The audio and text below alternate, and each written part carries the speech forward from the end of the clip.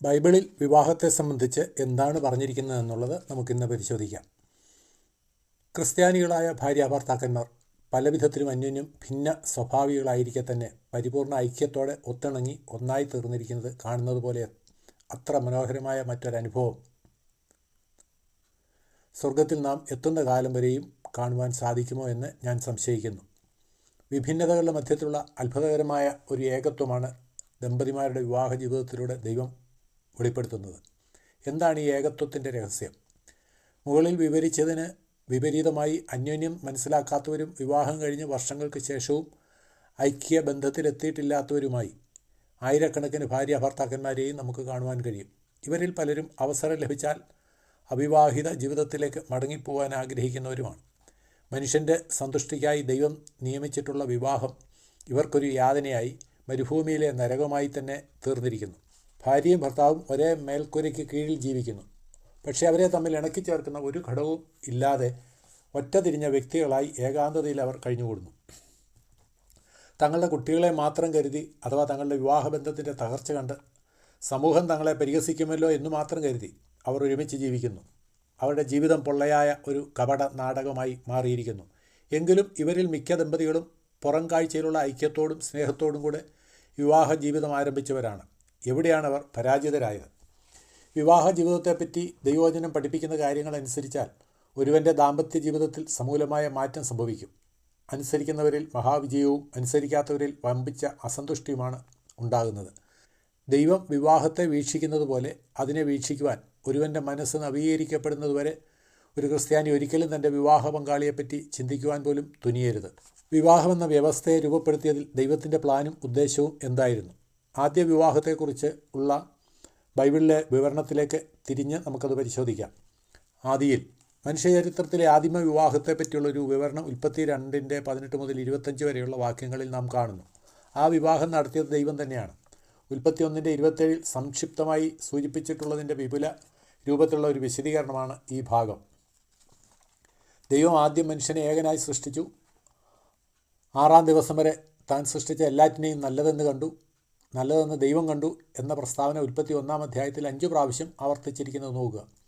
ഇപ്പോൾ മനുഷ്യനെ ഏകനായിരിക്കുന്നത് നന്നല്ല എന്ന് പ്രസ്താവിക്കുന്നതായി നാം കാണുന്നു. ഉൽപ്പത്തി 2:18. മിൽട്ടൺ പറഞ്ഞിട്ടുള്ളതുപോലെ നല്ലതല്ല എന്ന് ദൈവം കണ്ട ആദ്യത്തെ കാര്യം ഏകാന്തതയായിരുന്നു. അനന്തരം ദൈവം ആദാമിൻ്റെ ഭാര്യയും തുണയാളിയുമായ സ്ത്രീയെ നിർമ്മിക്കുവാൻ തുനിഞ്ഞു. അവളെ നിർമ്മിച്ച് ആദാമിനോട് കൂട്ടിച്ചേർത്തതിന് ശേഷം അവിടുന്ന് തൻ്റെ സൃഷ്ടിയെ നോക്കി. താൻ അപ്പോൾ കണ്ടതിനെ വിവരിക്കുവാൻ എത്രയും നല്ലത് എന്ന ശ്രേഷ്ഠമായ പദം അവിടുന്ന് ഉപയോഗിച്ചു. വിവാഹിതരായി തീർന്ന ഒരു സ്ത്രീയും പുരുഷനും പ്രപഞ്ചത്തിന് ഒന്നാകെ തന്നെ എത്ര വലിയ ഒരു വ്യത്യാസം വരുത്തിയെന്ന് നോക്കുക. വിവാഹത്തിൻ്റെ ഉദ്ദേശം എന്താണ് നമുക്ക് നോക്കാം. വിവാഹത്തിൻ്റെ പ്രാഥമിക ലക്ഷ്യം തീർച്ചയായും കൂട്ടായ്മയും തുണയുമാണ്. ഉൽപ്പത്തി 2:18 ഈ കാര്യം വിശദമാക്കുന്നു. ആദാമിൻ്റെ സന്തത സഹചാരിണിയായി തീരുവാനാണ് ഹവ്വയെ ദൈവം സൃഷ്ടിച്ചത്. എല്ലാ പ്രകാരത്തിലും അവൻ്റെ വ്യക്തിത്വത്തെയും ജീവിതത്തെയും പൂരിപ്പിക്കുന്നവളാകുവാനാണ് അവൾ നിർമ്മിക്കപ്പെട്ടത്. അവന് ഇണങ്ങുന്നവളും അനുയോജ്യയും തുല്യയും അനുരൂപയുമായ ഒരു തുണ. ആദാമും ഹവ്വയും തങ്ങളുടെ പരസ്പര അപേക്ഷയും ഇരുവർക്കും ഒരുമിച്ച് ദൈവത്തോടുള്ള കടപ്പാടും മനസ്സിലാക്കിക്കൊണ്ട് ജീവിക്കണമെന്ന് ദൈവം ആഗ്രഹിച്ചു. അവരിൽ ഓരോരുത്തരും മറ്റേയാൾക്ക് വേണ്ടി ജീവിക്കേണ്ടതാണ്. ഇരുവരും ദൈവത്തിനായി ജീവിക്കുകയും വേണം. ആദാമിൻ്റെ ബലം കൂടാതെ ഹവ്വയ്ക്കും ഹവ്വയുടെ മൃദുലത കൂടാതെ ആദാമിനും ജീവിതം സാധ്യമല്ല. രണ്ടുപേർക്കും ദൈവത്തെ കൂടാതെ ജീവിക്കുവാനും അസാധ്യം തന്നെ. ഇപ്രകാരമുള്ള ഒരു കൂട്ടായ്മയിലൂടെ ആത്മീയമായി അവർ ശക്തി പ്രാപിക്കണമെന്ന് ദൈവം ആഗ്രഹിച്ചു. ദൈവവചനം ഈ കാര്യത്തെപ്പറ്റി നമ്മെ ഓർപ്പിക്കുന്നത് നോക്കുക. ഒരാൾ തനിയെ ചെയ്യുന്നതിൻ്റെ ഇരട്ടിയിൽ കൂടുതൽ 2 പേർ ചേർന്ന് ചെയ്യുവാൻ സാധിക്കും. അവരുടെ പ്രയത്നഫലം താരതമ്യേന മെച്ചമായി തീരും. ഒരുവൻ വീണാൽ മറ്റേയാൾ അവനെ പിടിച്ചെഴുന്നേൽപ്പിക്കും. എന്നാൽ ഒരുവൻ തനിച്ചായിരിക്കുമ്പോൾ വീണുപോയാൽ അവൻ വിഷമത്തിലാകും. തനിയെ നിൽക്കുന്ന ഒരാളെ ആക്രമിച്ച് കീഴടക്കാം. ഇരുവരാണെങ്കിലോ പുറത്തോട് പുറം ചേർന്ന് നിന്ന് വിജയം നേടാം. സഭാപ്രസംഗി 4:9 മുതൽ 12 വരെയുള്ള വാക്യങ്ങൾ ശ്രദ്ധിക്കുക. സാത്താൻ ഹവ്വയെ പരീക്ഷിക്കാൻ ഒരുമ്പെട്ടത് അവൾ ആദാമിനോട് കൂടെ ഇരുന്നപ്പോഴായിരുന്നില്ല, പിന്നെയോ തനിച്ചിരുന്നപ്പോഴായിരുന്നു എന്ന കാര്യം ഈ സത്യത്തെ തെളിയിക്കുന്നുമുണ്ട്. ആദാമിനും ഹവ്വയ്ക്കും ചേർന്ന് സാത്താൻ്റെ ആക്രമണത്തെ ചെറുത്തു നിൽക്കാമായിരുന്നു. തനിയെ അവരിൽ ഓരോരുത്തരും ബലഹീനരായിരുന്നു. മുകളിൽ ഉദ്ധരിച്ച വാക്യം വിവരിക്കുന്നത് പോലെ ഒരുമിച്ച് അവരുടെ ബലം ഒരാളുടെ ബലത്തോട് മറ്റേയാളുടേത് ചേർന്നാലാകുന്നിടത്തോളം മാത്രമല്ല, പിന്നെയോ പല മടങ്ങായി വർദ്ധിക്കുമായിരുന്നു. ക്രിസ്ത്യാനികളായ ഓരോ ഇണകളും തങ്ങളുടെ ആത്മീയ ശക്തി ഈ വിധത്തിൽ വർദ്ധിപ്പിക്കണമെന്ന് ദൈവം ആഗ്രഹിക്കുന്നു. എന്നാൽ ഭാര്യയും ഭർത്താവും പരസ്പര ബന്ധത്തിൽ ദൈവം തങ്ങളെക്കുറിച്ച് ഉദ്ദേശിച്ചിട്ടുള്ള സ്ഥാനത്താണെങ്കിൽ മാത്രമേ ഈ വിധത്തിലുള്ള ശക്തി അനുഭവപ്പെടുത്തുവാൻ സാധിക്കുകയുള്ളൂ. ഭാര്യയും ഭർത്താവും ജീവൻ്റെ കൃപയ്ക്ക് കൂട്ടാളികളായി 1 പത്രോസ് 3:7 ശ്രദ്ധിക്കുക. ജീവിക്കാത്തിടത്ത് അവർ തങ്ങളുടെ വിവാഹത്തിൻ്റെ മുഖ്യലക്ഷ്യം വിഫലമാക്കുക മാത്രമല്ല സാത്താന് പ്രവേശിക്കുവാനായി വാതിൽ മലർക്ക് തുറന്നു വയ്ക്കുക കൂടി ചെയ്യുന്നു. ഒരുപക്ഷെ നിങ്ങൾ ഇക്കാര്യം കേട്ടിരിക്കാം. ദൈവം ഹൗവയെ ആദാമിൻ്റെ തലയിൽ നിന്നല്ല എടുത്തത്. എന്തെന്നാൽ അവൾ പുരുഷനെ അടക്കി ഭരിക്കുവാൻ ദൈവം ആഗ്രഹിച്ചില്ല. ദൈവം അവളെ ആദാമിൻ്റെ കാലിൽ നിന്നുമല്ല എടുത്തത്. കാരണം അവൾ പുരുഷൻ്റെ അടിമയായി തീരണമെന്ന് ദൈവം ഇച്ഛിച്ചില്ല. എന്നാൽ ദൈവം അവളെ മനുഷ്യൻ്റെ ഒരു പാർശ്വത്തിൽ നിന്ന് എടുത്തു. കാരണം ഇതാണ്, അവൾ മനുഷ്യൻ്റെ സഹചാരിണിയും തുണയും ആയിരിക്കണമെന്നാണ് ദൈവത്തിൻ്റെ ആഗ്രഹം. ആദാം എപ്പോഴും അവളെ തൻ്റെ പാർശ്വത്തിൽ തന്നെ ചേർത്ത് സംരക്ഷിക്കണമെന്നായിരുന്നു ദൈവഹിതം. അവൾ എപ്പോഴും അവൻ്റെ ഹൃദയത്തോട് അടുത്തവളായിരിക്കണം. ആർദ്രചിത്തതയോടെ അവളെ അവൻ സ്നേഹിക്കുകയും പുലർത്തുകയും വേണം. ഈ സാദൃശ്യത്തിൽ ഇങ്ങനെ വളരെ സത്യം അടങ്ങിയിരിക്കുന്നുവെന്ന് നാം മനസ്സിലാക്കുന്നു. ഉൽപ്പത്തി 2:21 ദൈവം മനുഷ്യൻ്റെ വാരിയെല്ലുകളിൽ ഒന്ന് എടുത്ത ശേഷം അവിടെ അത് മൂടുമാറ് പകരം മാംസം പിടിപ്പിച്ചു എന്ന് നാം വായിക്കുന്നു. ഇവിടെയും പ്രതീകാത്മകമായ അർത്ഥം അടങ്ങിയിരിക്കുന്നു. വാരിയെല്ല് ആദാമിൽ നിന്ന് എടുത്തു മാറ്റിയതോടെ ആദാമിന് തൻ്റെ ഒരു അംശം കുറവായ ഒരവസ്ഥയുണ്ടായി. പകരം മാംസം പിടിപ്പിച്ചതുമൂലം ഇത് വ്യക്തമായി പുറമേ കാണുവാൻ അസാധ്യവുമായിരുന്നു. ഹൗവയ്ക്ക് മാത്രം നിറയ്ക്കുവാൻ സാധിക്കുന്ന ഒരു ശൂന്യസ്ഥാനം അവനിലുണ്ടായി. എന്തെന്നാൽ അവൾ ആ വാരിയെല്ലിൽ നിന്ന് സൃഷ്ടിക്കപ്പെട്ടവളാണ്. യഹൂദ റബിമാർ ഇപ്രകാരം പഠിപ്പിക്കാറുണ്ട്. തൻ്റെ പാർശ്വത്തിൽ നിന്ന് എടുക്കപ്പെട്ട വാരിയെല്ല് തനിക്ക് ലഭിക്കാത്ത അവസ്ഥയിൽ പുരുഷൻ അസ്വസ്ഥനാകുന്നു. താൻ എവിടെ നിന്ന് എടുക്കപ്പെട്ടുവോ ആ ഭാഗത്ത്, അതായത് പുരുഷൻ്റെ കൈക്കീഴിൽ താൻ വന്നു ചേരുന്നതുവരെ സ്ത്രീയും അസ്വസ്ഥയത്രേ. ഒരു ഭർത്താവും ഭാര്യയും തമ്മിലുണ്ടായിരിക്കണമെന്ന് ദൈവം ആഗ്രഹിക്കുന്ന ബന്ധം ആ വിധത്തിലുള്ളതാണ്. ഇപ്രകാരമുള്ള ഒരു ബന്ധത്തിൽ കൂടി അഥവാ കൂട്ടായ്മയിൽ കൂടി മാത്രമേ ദൈവശക്തി വെളിപ്പെടുകയും അവിടുത്തെ ഉദ്ദേശ്യം നിറവേറുകയും ചെയ്യുകയുള്ളൂ. പുതിയ നിയമത്തിൽ ഭാര്യാഭർത്തൃ ബന്ധത്തെപ്പറ്റി പരാമർശിക്കുമ്പോൾ കർത്താവായ യേശുക്രിസ്തുവും പരിശുദ്ധാത്മ പ്രേരണയാൽ അപ്പോസ്തലനായ പൗലോസും ഉൽപ്പത്തി 2 ഈ ഭാഗം ഉദ്ധരിക്കുന്നതായി നാം കാണുന്നു. മത്തായി 19:3-9 വരെ, എഫേസർ 5:22-33 വരെ. അതിനാൽ വിവാഹത്തെപ്പറ്റി യഥാർത്ഥമായ ഒരു ക്രിസ്തീയ ധാരണ നമുക്കുണ്ടാകുന്നതിലേക്ക് ഉൽപ്പത്തി പുസ്തകത്തിലെ ഈ ഭാഗത്തിലടങ്ങിയ ഉപദേശം പരമപ്രാധാന്യം അർഹിക്കുന്നതാണ്. വിവാഹത്തിൻ്റെ മറ്റൊരു ഉദ്ദേശം ഒരു ഭവനം പടുത്തുയർത്തുക എന്നുള്ളതാണ്. പുതുതായി വിവാഹം കഴിഞ്ഞ ആദാമിനോടും ഹവ്വയോടും ഉൽപ്പത്തി 1:28 ദൈവം ആദ്യമായി പറയുന്ന വാക്കുകളിൽ വിവാഹത്തിൻ്റെ രണ്ടാമത്തെ ഉദ്ദേശം നാം കാണുന്നു. അവർ സന്താനപുഷ്ടിയുള്ളവരായി തീരണം. ദൈവം വിവാഹത്തെ സ്ഥാപിച്ചതിൻ്റെ മറ്റൊരു കാരണം സന്താനോൽപാദനവും ഒരു ഭവനത്തിൻ്റെ സ്ഥാപനവുമാണ്. ലൈംഗിക പ്രവർത്തനത്തെ ദൈവം സൃഷ്ടിച്ചത് പ്രാഥമികമായി ഈ ലക്ഷ്യത്തിനു വേണ്ടി അത്രേ. ദൈവാരാധനയുടെയും സേവനത്തിൻ്റെയും ഒരു കേന്ദ്രമെന്ന നിലയിൽ കുടുംബത്തിന് ബൈബിൾ വലിയ പ്രാധാന്യം നൽകുന്നു. ദൈവത്തിൻ്റെ നേതൃത്വത്തിന് കീഴിൽ ഒരു കുടുംബം ക്രമീകരിക്കപ്പെടുന്നത് അവിടത്തേക്ക് വളരെ മഹത്വം കരയറ്റുന്ന ഒരു കാര്യമാണ്. ദൈവം നമുക്ക് കുഞ്ഞുങ്ങളെ നൽകുന്നത് നമ്മുടെ ഹൃദയത്തെ സന്തോഷിപ്പിക്കുവാൻ മാത്രമല്ല, നാം അവരെ ദൈവഭയത്തിൽ വളർത്തി അവർ തങ്ങളുടെ തലമുറയിൽ അവിടുത്തെ വിശ്വസ്ത സാക്ഷികളായി തീരുന്നതിനും കൂടിയാണ്. ഈ കാര്യം ദൈവവചനത്തിൽ വീണ്ടും വീണ്ടും ഉറപ്പിച്ച് പറഞ്ഞിട്ടുണ്ട്. സങ്കീർത്തനം 78:5-7 വരെയുള്ള വാക്യങ്ങൾ കൂടെ ശ്രദ്ധിക്കുക. ദൈവത്തെ മഹത്വപ്പെടുത്തുകയും അവിടുത്തെ വിശ്വസ്തതയ്ക്കും കരുതലിനും സാക്ഷ്യം വഹിക്കുകയും ചെയ്യുന്ന ഒരു കുടുംബം പടുത്തുയർത്തുക എന്നത് വിവാഹിതരായി തീരുന്ന എല്ലാ വധൂവരന്മാരുടെയും ദൈവദത്തമായ കടമയാണ്. ഒരു മനുഷ്യന് ഏതു കാലത്തും നടത്താവുന്നതിൽ വെച്ച് ഏറ്റവും ഫലപ്രദമായ സുവിശേഷ പ്രസംഗമാണ് കർത്താവിൻ്റെ വഴിയിലൂടെ നടക്കുന്ന സന്താനങ്ങൾ. തൻ്റെ മക്കളെ ദൈവിക മാർഗത്തിൽ വളർത്തിയതിന് ദൈവം അബ്രഹാമിന് നൽകിയ അനുഗ്രഹവും അത് ചെയ്യാതിരുന്നതിന് ഏലിക്ക് നൽകിയ ശാപവും ഈ വസ്തുതയ്ക്ക് ദൈവം നൽകുന്ന പ്രാധാന്യം തെളിയിക്കുന്നു. ഉൽപ്പത്തി 18:19, 1 ശമൂവേൽ 3:13-14 വാക്യങ്ങളും ശ്രദ്ധിക്കുക. പുതിയ നിയമത്തിലും ഇതിൻ്റെ പ്രാധാന്യത്തെപ്പറ്റിയുള്ള പഠിപ്പിക്കൽ കാണുന്നുണ്ട്.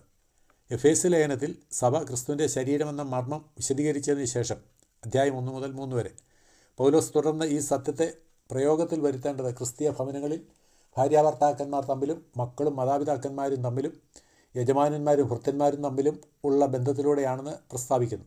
അധ്യായം 5:22-6-9 വരെയുള്ള വാക്യങ്ങൾ ശ്രദ്ധിക്കുക.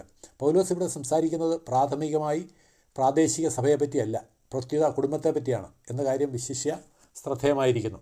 ക്രിസ്തീയ ഭവനത്തിൻ്റെ സാക്ഷ്യമാണ് ദൈവ ദൃഷ്ടിയിൽ ഒന്നാമത് പ്രാധാന്യമുള്ള കാര്യമെന്ന് ഇത് വ്യക്തമാകുന്നു.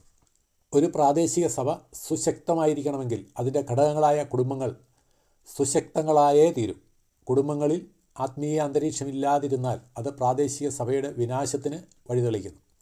അതിനാൽ സാത്താൻ്റെ ഏറ്റവും ഭീകരങ്ങളായ ആക്രമണങ്ങൾ ഈ സമരമുഖത്തായിരിക്കുമെന്നത് സ്വാഭാവികമായും നമുക്ക് പ്രതീക്ഷിക്കാവുന്ന കാര്യമാണ്. ദൈവം സ്ഥാപിച്ച ആദ്യത്തെ ഭവനത്തിൽ സാത്താൻ അസൂയയും വിദ്വേഷവും കൊലപാതകവും കടക്കുവാൻ ഇടവരുത്തി. ഉൽപ്പത്തി 4:8 നോക്കുക.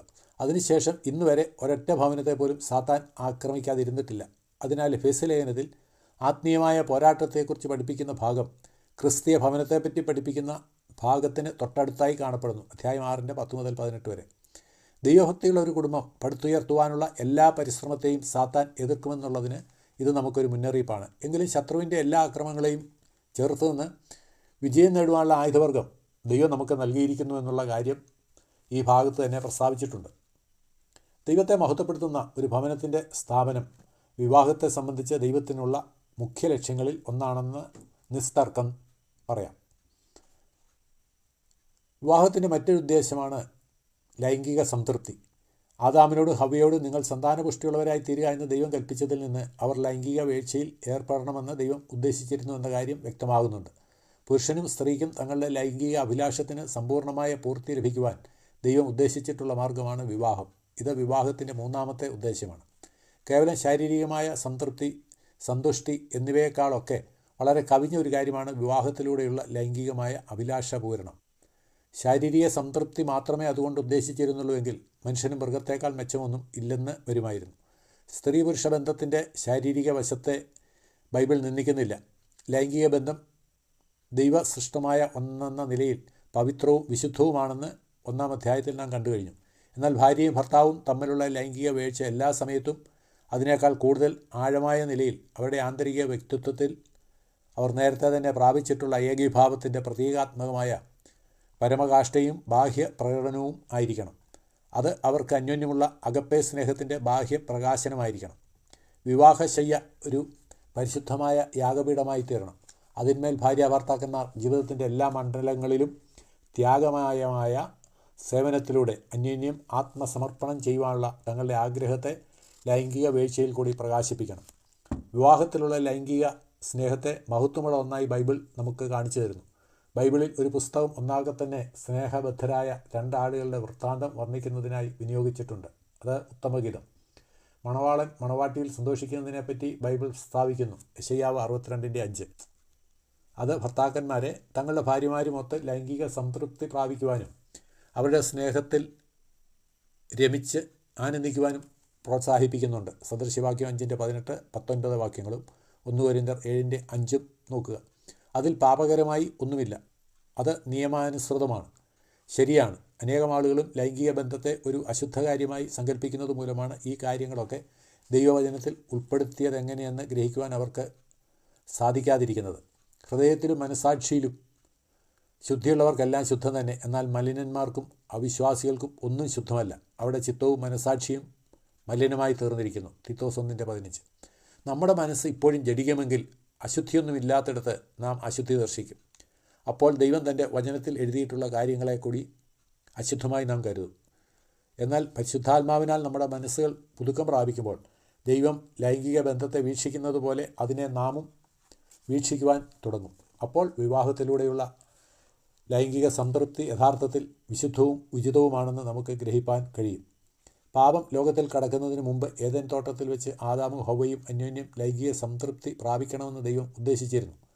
പാപത്തിൻ്റെ വരവിന് ശേഷം ഇപ്പോൾ വിവാഹം കുറെ കൂടി ആവശ്യമായി തീർന്നിരിക്കുന്നുവെന്ന് ബൈബിൾ പ്രസ്താവിക്കുന്നു.